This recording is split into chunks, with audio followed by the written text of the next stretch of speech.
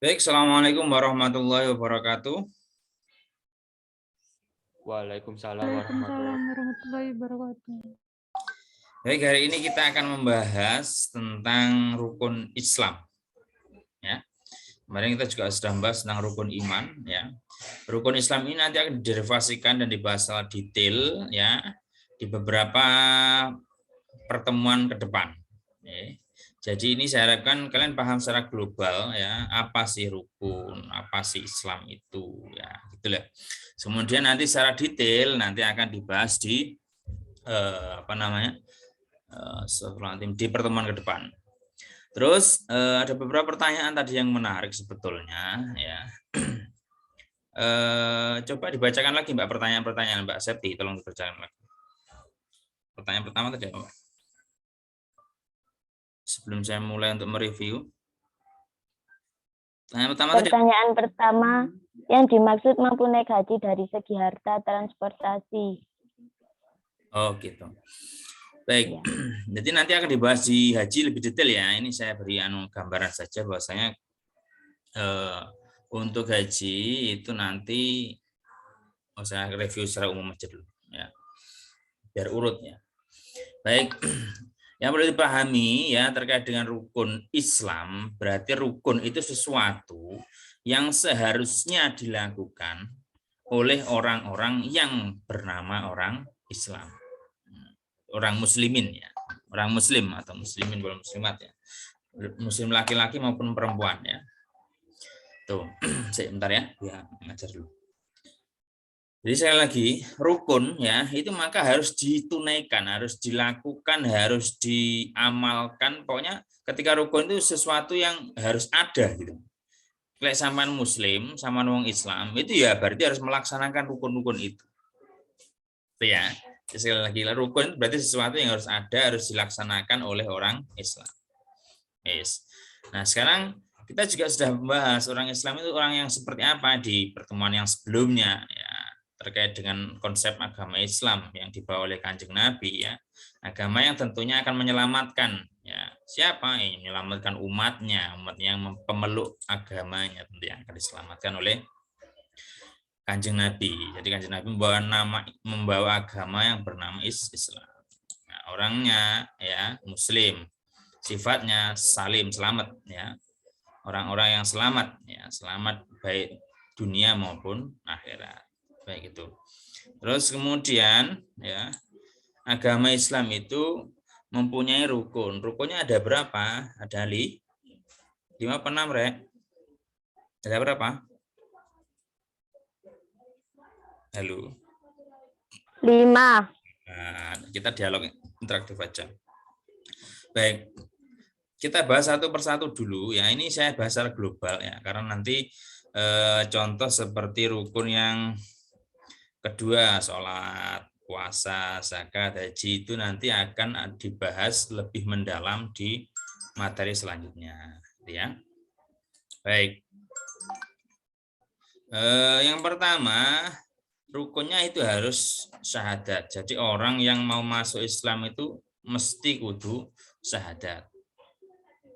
Lah Gus, bagaimana kemudian orang yang sudah mulai bayi mulai Islam tidak perlu, karena dia tentu akan bersyahadat ya.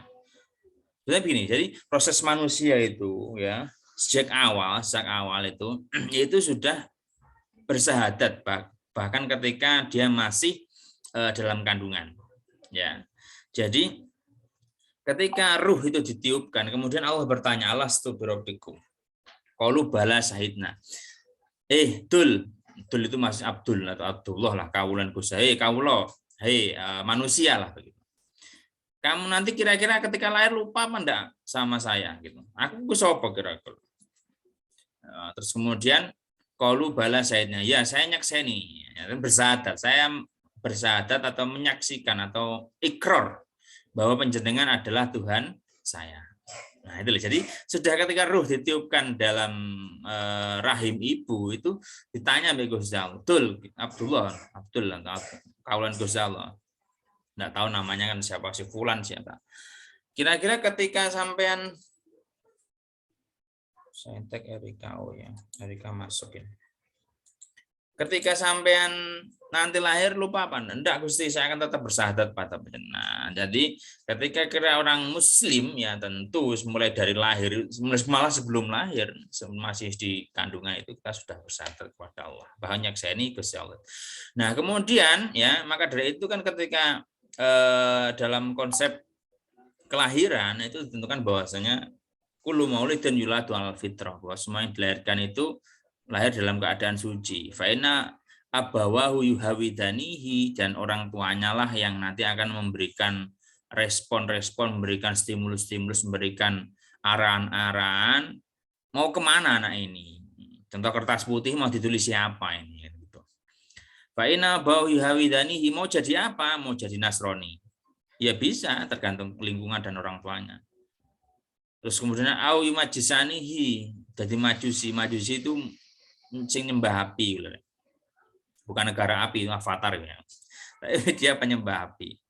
Terus tambah lagi au yumalinganihi, umpama jadi maling, ya terserah dia, terserah orang tuanya nanti. Karena lingkungan yang pertama membentuk orang tuanya. Maka dari itu penting sekali bahwasanya kita sebagai umat muslim itu ya tentu nanti ketika penjenengan sebagai calon-calon orang tua, tentu kan pengen juga nanti ke depan pengen punya keturunan kan begitu. Ono sing pengen mandul kan enggak pengen, semuanya mesti pengen punya keturunan, punya pasangan begitu.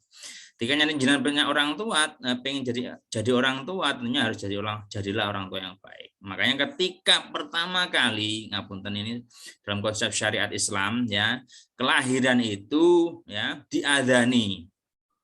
Ya, diadzani kuping tengen ya, kemudian dikomati kuping kiwa. Di kanan itu di apa namanya, diadzani di telinga kanan, dikomati di telinga kiri. Tapi tidak perlu sholat ya, mati kalau sholat. Jadi cukup diadzani dan dikomati di telinga kiri. Kemudian ada tambahan lagi, sebenarnya para salafus sholih menyatakan bahwasanya kalau pengen dilindungi anaknya, dibacakan inna anzalna di ubun-ubunnya apa iki? Apa ubun-ubun? Ya ubun-ubun ya namanya. Bahasa Indonesia apa, Rek? Nah, sebetulnya itu kan disyahadatkan juga. Jadi dari aspas lahirnya itu dikenalkan Gusti Allah. Malah adzan itu lengkap, Allahu akbar muji Gusti Allah. Masyhadu alla syahadat juga itu, masyhadu alla ilaha illallah wa asyhadu anna Muhammadar Rasulullah. Terus kemudian tanamkan lagi ayo salat dan begitu. Hayal shalah hayal falah. Waktu komati salat ayo bentang bodoh salat. Sebenarnya begitu, intinya adzannya begitu. Jadi komplit sudah. Maka dari itu ketika orang Islam ya mempunyai dzuriyah, mempunyai keturunan, tentu langsung pertama kali ketika lahir bisa. Padahal sebetulnya ketika dalam janin pun juga disahadatkan. Malah Gusti Allah sendiri yang mempersaksikannya. Kamu lali ndak alastu birabbikum, ndak Gusti. Kalau balasan saya akan tetap menyaksikan, mensahadati bahwa jenengan itu adalah Gusti saya, adalah pengen saya gitu. Baik. Nah, itu ya terkait dengan rukun Islam. Maka dari itu orang yang sudah muslim ya tentu dia harus bersyahadat, ataupun orang yang mungkin dari awalnya non muslim kemudian masuk ke Islam ya juga harus syahadat. Tapi perlu diingat bahwasanya ketika orang yang non muslim awalnya, boleh itu Hindu, Buddha dan lain sebagainya, atau orang ateis yang tidak bertuhan sekalipun, ketika dia mau masuk Islam maka syaratnya harus bersyahadat ya, mempersaksikan bahwa Allah itu adalah Tuhannya dan Nabi Muhammad itu adalah utusannya. Nah, gitu ya. Nah, kenapa? Jadi sebetulnya bumi dunia ini diciptakan itu salah satunya adalah mengenalkan kalimat syahadat. Saya ulang lagi bahwa adanya dunia ini diciptakannya dunia ini, diciptakan zaman kabeh ini ya. Itu sebetulnya adalah salah satunya mempersaksikan bahwa tidak ada Tuhan selain Gusti Allah. Nah, kalimat la ilaha illallah itu makanya menjadi menjadi pintu kunci surga, miftahul jannah. Ya, mempersaksikan bahwa tidak ada Tuhan selain Gusti Allah itu menjadi pembuka kunci swarga. Sing aneh itu ya ngono, ana menungso iku wis dikei kunci swarga. Orang Islam itu. Ya. Orang Islam itu kan sudah diberikan kunci surga. Tapi kenapa banyak yang masuk ke neraka? Padahal sampean gak nggo kunci nih. Saya pernah diguyon. Gus, aneh ya manusia ini. Kita itu sudah bawa kunci surga, ya kan? Tapi kenapa kok kebanyakan manusia itu malah masuk ke neraka? Karena yang jadi bahan bakunya api neraka itu nanti menungso dan jin. Ya, menungso dan jin itu jadi bahan bakunya neraka. Apa rek? Kesalahannya ada di mana kira-kira? Padahal kita sudah bersahadat, bawa kunci nih swarga. Kenapa kok kita sih nang neraka? Karena kita tidak menjalankan perintahnya dan Ya. kita malah menjalankan larangannya. Oh gitu. Ya, berarti sebetulnya manusia itu dikasih potensi dua. Ya, potensi pertama adalah manusia itu yaitu adalah fa'alhamaha fujurha wa taqwaha. Manusia itu dikasih potensi dua, yaitu bisa fujur atau tidak beruntung atau pelacut atau apa istilahnya, ya ke hal-hal yang bersifat negatif. Atau wa taqwaha, yaitu orang itu bisa takwa kepada Allah, bahkan ketika ketakwaannya mentok itu manusia itu bisa melebihi apapun. Melebihi apapun maksudnya begini, contoh malaikat menungso itu kan ketika mentok itu ya tentu akan lebih baik manusia, karena Gusti Allah sudah memberikan nas bahwasanya manusia adalah khalifah fil ardh. Sekelas malaikat Jibril saja tidak bisa naik bertemu dengan Allah, tapi Nabi Muhammad ya, bisa. Itu kan hebatnya. Jadi, kalau menungso iku apik itu iso ngluwi malaikat, tapi lek elek iso ngluwi demit, ngluwi setan, ngluwi iblis. Itulah manusia hebatnya. Karena diberi dua potensi. Nah, uniknya yaitu di manusia itu sudah diberi kunci surga. Tak kira mlebu ra gelem. Pilih masuk ra. Nah, itu kan unik. Nah, terus kemudian saya bilang begini, loh, begini bro. Memang manusia itu umat Islam ya sudah diberi kunci surga. Tapi masalahnya neraka itu tidak ada pintunya, bro. Ya kan? Jadi tidak perlu kunci, mau mlebu bledeng gitu aja. Ya kan? Jadi kalau surga itu memang perlu kunci karena ada pintunya, ada SOP-nya. Neraka pokok mlebu gitu aja ketika kamu jahat. Makanya tidak perlu kunci, malah blegong gitu, langsung mlebu. Nah, itu. Makanya syahadat itu diformulasikan bahwasanya untuk mengenalkan syahadat itulah panjenengan sedaya diutus nabi-nabi untuk mengenalkan kalimat syahadat itu tadi, gitu ya. Nah, kemudian setelah kita selesai syahadat, ada rukun yang kedua yang harus dilakukan. Ya, yang dilakukan itu adalah sholat. Nah, sholat itu bagaimana nanti akan dibahas lebih detail. Cuma saya jelaskan secara garis besar ya, bahwa sholat itu as-sholatu imaduddin ya. Jadi sholat adalah tiang agama. Tadi sudah sampaikan betul ya. Saya pertegas lagi ya bahwasanya dalilnya itu as-sholatu imaduddin. Ya. Barang siapa menegakkan sholat tentu itu menegakkan agama gitu loh. Terus ada candaan, Gus, gimana? Wah malah ayo sholat. Terus kemudian lu sholat itu nomor loro. Nomor di sini syahadat. Itu betul, tapi jawaban lah sok kon syahadat durung. Sudah ya ayo sholat kan begitu. Artinya begini ya, guyonan itu boleh sebetulnya. Guyonan itu boleh selama itu tidak melanggar norma. Jadi ada tiga ya, ada akhlak, ada etika, ada norma. Ya. Kalau normatifnya kepada teman sendiri, monggo enggak apa-apa. Ya normatifnya ambil teman sendiri gitu, mungkin guyonan wis biasa guyonan enggak apa-apa, wis biasa pisu-pisuan kadang kan begitu. Itu biasa enggak apa-apa. Ya, maksudnya enggak apa-apa itu dalam konteks normatif. Gitu loh, dalam konteks normatif itu karena ada norma, ada etika, ada akhlak. Nanti saya jelaskan di pembahasan agama Islam selanjutnya ya. Agama Islam 3 atau 2 gitu. Nanti ada bahasan itu antara etika, norma dan akhlak. Nah, ketika seperti guyon-guyon enggak apa-apa. Memang yang diguyonkan itu betul. Syahadat itu kalau konteks dalam rukun Islam memang nomor 1, nomor 2-nya sholat. Itu betul, yang diguyonkan itu betul. Gitu loh. Cuma normatifnya bagaimana? Kalau kamu ngomong sama kiaimu begitu ya kayaknya kurang sopan. Dosa ini bukan dosa guyon, tapi dosa yang tidak sopannya tadi kepada kiai kalian. Paham ya? Jadi begitu. Jadi guyon itu ya tempatnya. Meskipun itu guyon itu betul, ya dalam konteks rukun Islam itu betul yang diomongkan. Dia benar nomor 2. Tapi kan kamu sudah sadar, makanya kamu harus sholat. Itu. Awalu ma yuhasabu fil yaumil qiyamah. Amal yang paling utama dan paling pertama nanti dihisab itu ya tentu sholat. Betul ya. Sholat itu yang pertama. Ya, kemudian ya setelah sholat amal-amal yang lain akan mengikuti. Artinya begini, ketika sholatmu baik, bagus, ya rapi, ya itu tentu nanti amal-amal yang lain insya Allah mengikutinya.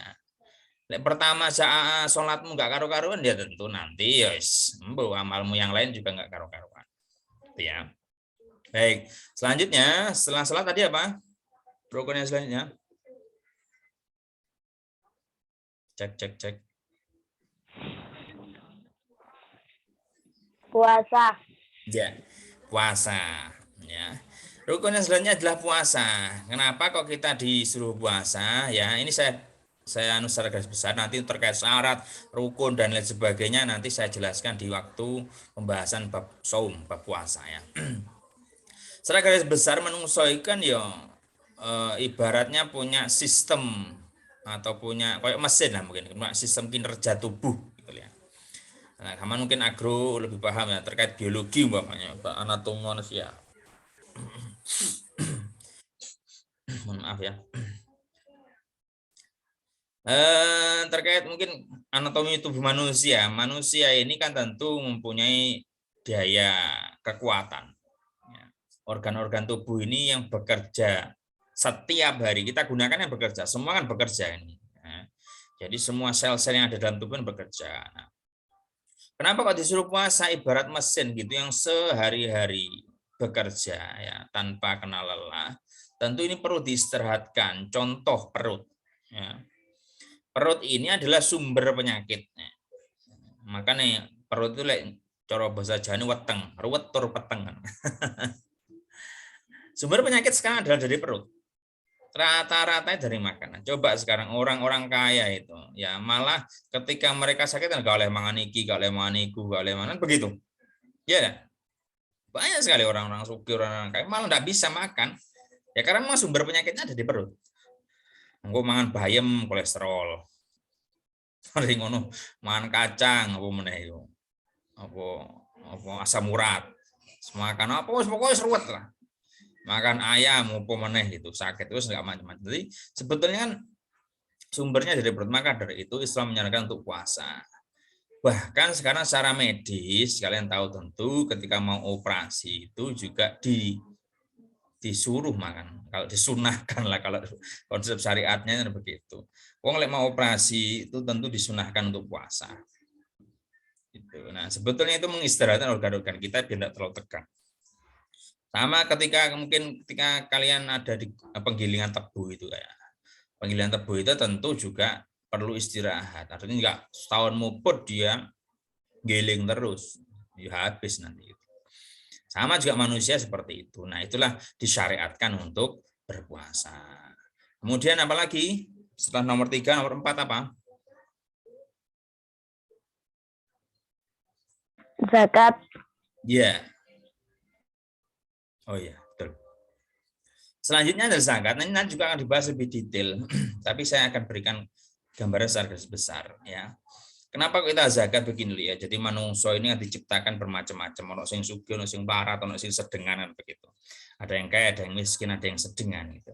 Yang jelas bahwasanya zakat ini adalah mengajarkan kepada kita manusia ini ayo rek menungso iki padha-padha menungsane Gusti Allah. Adanya orang kaya itu kan karena adanya orang miskin. Ya. Kalau semua kaya, tidak mungkin orang bilang oh kamu kaya. Krono ada yang bilang kaya itu adalah si miskin. Sama juga ada yang bilang miskin karena ada si kaya. Nah, hidup seperti itu. Dan Gusti Allah memberikan memang sepasang-sepasang. Ya kalau sampean miskin ya monggo, alhamdulillah jenengan harus bersyukur. Alhamdulillah tanggungan saya tidak banyak, hisab saya nanti sedikit. Ngono kuwi nih. Miskin syukur ku angel. Saya aja suka sulit. Biasanya gak duit yang Rasulullah. Kan begitu.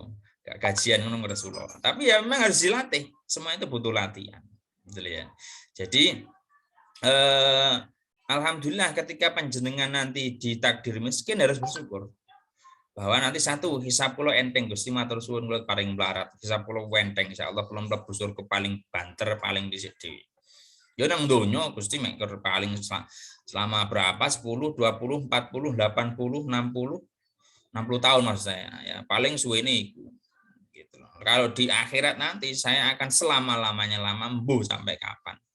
Dan saya akan paling cepat karena ya itu di bawah Kanjeng Nabi itu akan masuk surga bersama orang-orang miskin. Tapi yo ngono ku rek, miskin sing trimo, ojo miskin sing resulo. Gitu ya. Jadi miskin sing nrimo ketetapan Gusti Allah. Karena sebetulnya jalur wusul paling cepat itu nrimo takdir Gusti Allah. Karena siapapun yang tidak menerima takdirnya Gusti Allah falyatlub robban siwahi. Sing sapa wong ora gelem syukur, malam yaskur bin nakmai, sing sapa wong enggak gelem syukur, siapa orang yang tidak barang siapa yang tidak syukur ya, tidak menerima takdir qada ya. Tidak menerima qada Gusti Allah, falyatlub. Silakan mencari Tuhan selain saya. Itu ancaman Gusti Allah. Dan bahkan usul yang paling cepat, usul itu nyambung nang Gusti Allah paling cepat itu sebetulnya adalah nerimo. Kenapa? Karena begini, rata-rata orang itu yang ketika diberi nikmat itu ya, nikmat sugih, nikmat kaya, punya jabatan itu semua orang kan seneng gitu ya. Tapi kalau orang diberikan kenikmatan yang berupa miskin, tidak punya harta, itu orang-orang akeh sih nggak betah. Maka dari itu ketika orang-orang seperti itu betah, ya masih betah itu mampu bersyukur dengan keadaan apapun yang diberikan oleh Allah, itu orang akan lebih cepat usul daripada orang-orang seperti yang lain tadi. Wong sugih senang sedekah, lumrah karena ono sing digawe. Tapi lek wong melarat, sedekah itu luar biasa. Pama saya melarat nih, harta saya total mungkin 100.000 lah. Ada orang juga kaya gitu, totalnya 100 miliar atau 100 triliun. Nah, beliau sama-sama sedekah 1 triliun umpamanya. Atau yalah dari hartanya 100 triliun dikasihkan 1 triliun. Saya juga sedekah, tapi harta saya kan tadi cuma 100.000, tak kena saya ketemu nang masjid. Saya berikan, saya si miskin itu umpama saya si miskin, ya. Kemudian saya ngasihkan 50.000 ke masjid. Kemudian Mas Bagus ini kekayaannya total adalah 100 miliar atau 100 triliun. Mas Bagus ini ngasih 1 triliun saja ke masjid. Secara logika tentu yang banyak siapa? Sing banyak sedekah siapa? Siapa Rek? Aku Bagus. Bagus ini enggak ada. Pak. Bagus. Bagus ya. Secara logika nalar matematis tentu akan orang bilang, "Wah, kan bagus, wong Pak Azam opo mek 50.000. Bagus 1 triliun Rek." Tapi di mata Allah berbeda itu enggaknya. Pahalanya tetap besaran saya. Kenapa? Karena saya si miskin ini memberikan 50% dari apa yang saya punyai. Sedangkan Bagus hanya memberikan 10% dari apa yang dia punyai. Lu ngono adil Gusti Allah. Adil kan tadi? Gusti Allah sangat adil sekali. Jangan bilang lah aku mulai waduh Gusti Allah gak adil. Mosok aku juga melarat Bagus kayak triliunan duitnya. Nah, gitu ya. Paham ya? Jadi Gusti Allah jangan pernah bilang bahwa Gusti Allah tidak adil. Harus menerima. Bahkan lek iso syukur. Apapun kondisi syukur. Syukur krono seiso diparingi syukur. Syukur krono seiso diparingi sadar bahwasanya oh ini adalah karunia Allah. Ngono. Alhamdulillah aku iso kelingan mbek Gusti Allah masuk melarat rat-rat kan ndek blas mek saya kato saya til. Bagus itu duit 100 triliun dikekno 1 triliun. Dari 100 berarti 1% berarti ya. Bagusnya 1%, saya 50%. Ganjarannya kayak aku. Walaupun secara matematis hitungannya banyak dia. Aku zakatnya 50%, dia hanya 1%. Padahal normatif zakatnya 2,5%. Ya. Paham ya? Yes. Nanti akan saya bahas detailnya untuk di zakat. Kemudian yang terakhir, ya itu adalah haji. Ya. Haji, ya. Haji ini gini, tentu banyak sekali diperintah di dalam Al-Quran ya haji ini ya. Jadi juga jelaskan bahwasanya haji ini tentu syaratnya harus mampu. Mampu bagaimana? Ya mampu semuanya. Secara fisik, mampu secara batiniah, ya, mampu secara kondisi. Kalau kondisi perang gitu, mana naudzubillah ya, muga-muga Indonesia aman lah ya. Kondisi perang kayak Palestina itu, ya, tentu kewajibannya menjadi gugur. Kenapa? Ungkat ini sholatnya bingung, ya, apa mana hatinya haji. Maka dari itu ayo dijaga. Negara Indonesia ini harus dijaga. Mereka bangsa Arab itu satu bangsa ditopang oleh beberapa negara geger. Kita alhamdulillah ya berbangsa-bangsa, bersuku-suku bangsa ditopang oleh satu negara, alhamdulillah saat ini masih dalam kategori aman lah kan begitu. Ya, kita harus bersyukur. Urip nang Indonesia syukur, ndak perlu mulu-mulu aku kok gak dadi wong Palestina yo, aku gak dadi wong Madinah yo, aku dadi wong Mekah, jangan begitu. Ya, sepuluh trimone Gus, aku dadi wong Jawa alhamdulillah, ireng ya alhamdulillah, ganteng ya tambah alhamdulillah kan begitu. Nah, itu ya. Terus kemudian terkait dengan haji ini yang saya garis besarkan tadi, bahwasanya sebetulnya haji ini adalah untuk orang yang mampu secara apa, baik kondisi, situasi ya. Terus kemudian begini, orang yang sebetulnya mampu dalam haji, konteks haji ini, kemudian dia tidak berangkat haji, maka ketika dia melarat ya, kemudian dia jatuh pailit, miskin atau rugi, mungkin sama bagus ini kan dia punya 100 triliun nih, ya enggak? Dia juga sehat, dia juga sering naik pesawat kemana-mana, ya. Terus kemudian dia enggak mau berangkat haji, padahal secara apapun dia mampu. Nah, ketika nanti bagus jatuh miskin atau jatuh pailit, jatuh rugi, nah maka tentu bagus ini punya kewajiban, tetap dua kewajiban haji. Nah, ya. Jadi punya kewajiban karena ini rukun itu harus dianukan. Oh ya, terkait dengan syirik dan murtad begini ya. Jadi yang dinamakan murtad itu ya keluar dari Islam, tidak harus pindah agama. Pokok keluar dari Islam itu sama harus murtad. Benar ya? Pokok metu kok Islam. Aku maring ini gak Islaman. Ini contoh loh ya, contoh. Gak Islaman wis maring ini. Nah, itu juga sudah memurtadkan kalian. Contoh lagi, kamu ya sujud kepada berhala. Sujud kepada berhala. Itu juga sudah murtad kalian. Karena dulu ada namanya Syekh Barseso. Syekh Barseso ini ya mungkin tadi contoh lah. Tadi contoh, kemudian beliau itu alim ya, santrinya banyak. Tapi matinya apa? Sujud murtad ya. Sujud nengarepe iblis. Naudzubillah min dzalik. Ini sebagai contoh. Ya muga-muga naudzubillah kita tidak sampai seperti itu.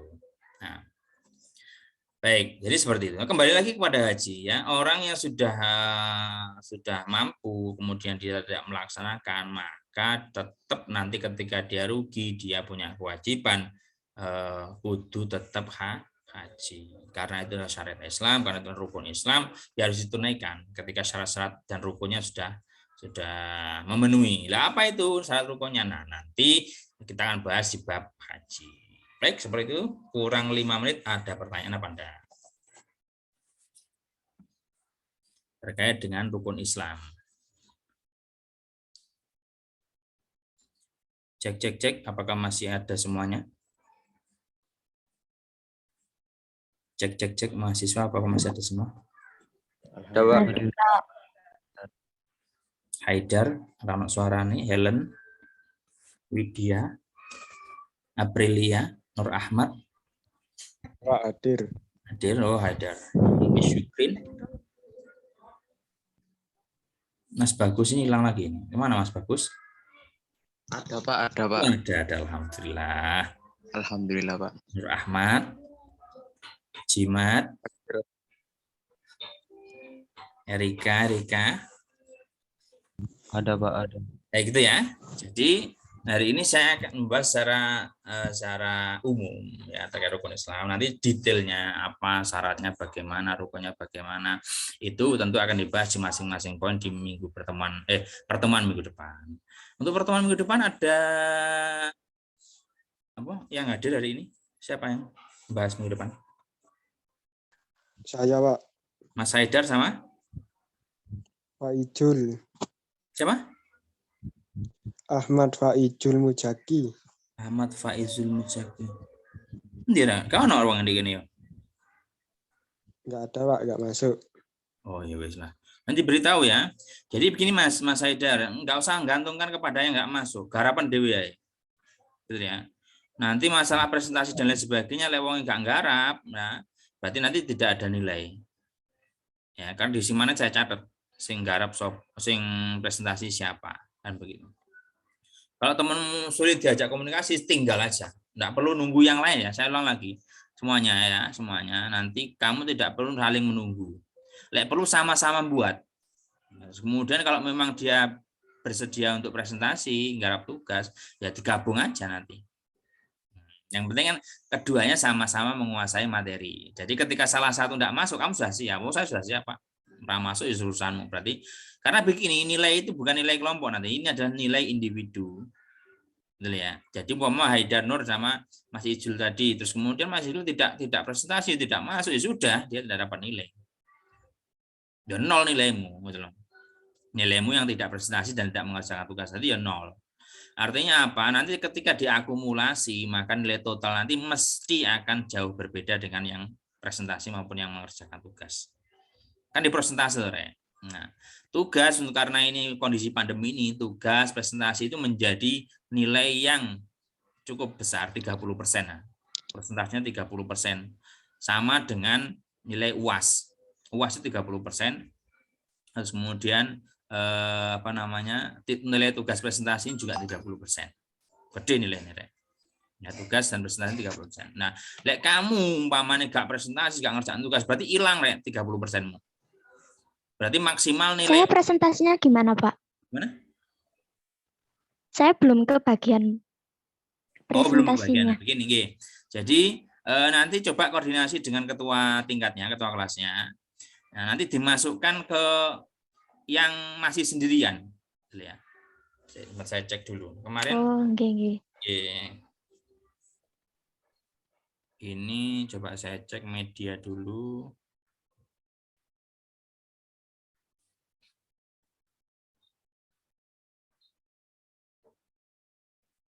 Rukun Islam, pertemuan ke-6 itu hukum-hukum Islam.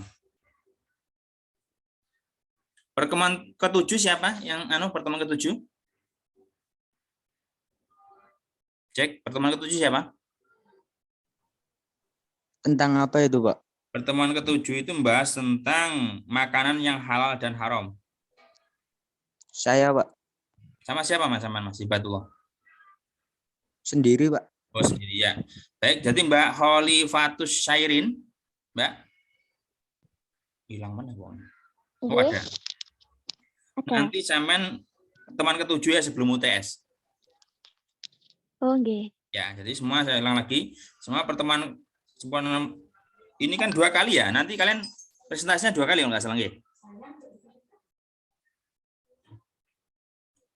Betul? Enggak ya? Oh, bukan prodi ini. Jadi Mbak Syairin nanti bahas di sebelum UTS, berarti pertemuan ke-7, 2 minggu lagi.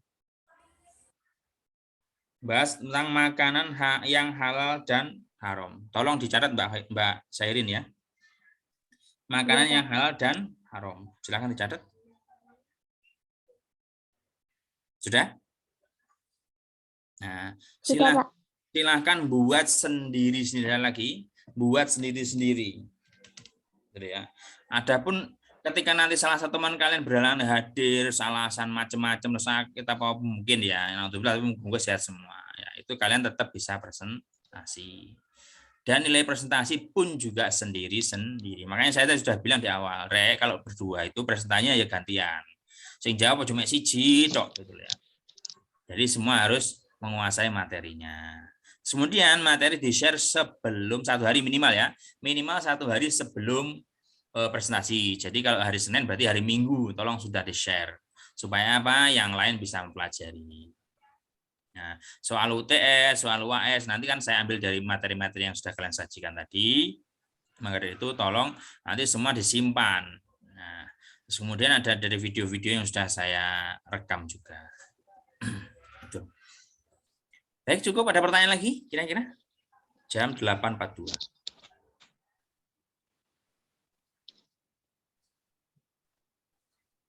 Ya, Mbak Sayedin, ada pertanyaan? Tidak ada, Pak. Yang lain ada pertanyaan enggak kira-kira? Cukup ya? Kalau cukup, nanti tolong yang presentasi hari ini Mas Bagus sama Mbak Septi, tolong nanti yang bertanya maupun membantu jawab, tadi ditulis, NIM-nya dulu ya, saya biar enak. Ya, NIM-nya dulu, kemudian nama lengkapnya. Dijaprikan ke saya.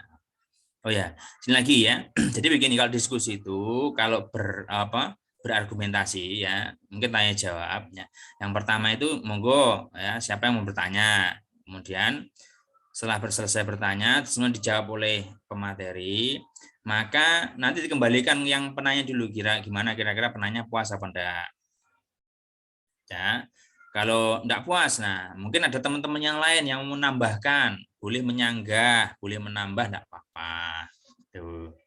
Nah, setelah selesai, ada tambahan, ada sanggahan, baru didiskusikan. Setelah selesai tidak ada sanggahan atau mau tambahan, baru nanti dijawab pertanyaan yang berikutnya. Gitu ya. Jadi nanti beda, menyanggah. Menyanggah berarti kamu tidak sama dengan apa yang disampaikan oleh si penjawab tadi. Lek menambah itu berarti kamu sama tapi menguatkan ide-ide dan menguatkan argumentasi. Menguatkan ya oleh gaya dalil, oleh gaya Quran, oleh hadis, apa apa. Gitu ya? Bisa dimengerti? Bisa. Nah, baik, terima kasih ya. Semoga apa yang kita diskusikan bermanfaat. Ya. Sebelum kita akhiri, mari kita berdoa bersama-sama dulu ya. Semoga apa yang kita ikhtiarkan hari ini benar-benar diridhai Allah Subhanahu wa taala ya. Terus kemudian kita diberikan ilmu manfaat barokah, diberikan kesehatan, sihah wal afiyah, sehat dohiri, sehat batini. Terus kemudian kita doakan orang tua kita, karena bagaimanapun juga beliaulah orang-orang tua kita, baik yang masih hidup maupun sudah meninggal, itu karena barokah mereka lah kita hadir di dunia ini, barokah mereka lah kita juga bisa kuliah, barokah mereka lah juga kita bisa menuntut ilmu. Semoga jariah orang tua kita diterima oleh Allah Subhanahu wa taala. Ala dinah wa likunati sholihah barakatuh syafaat Rasulullah sallallahu alaihi wasallam. Al-Fatihah.